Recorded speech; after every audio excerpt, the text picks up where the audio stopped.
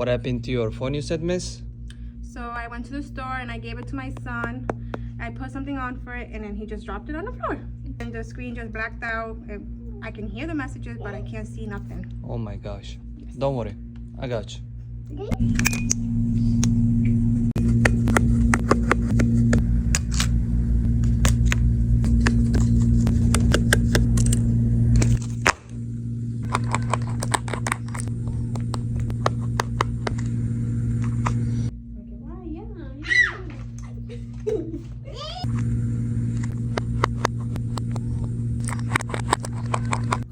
Your phone is ready, miss.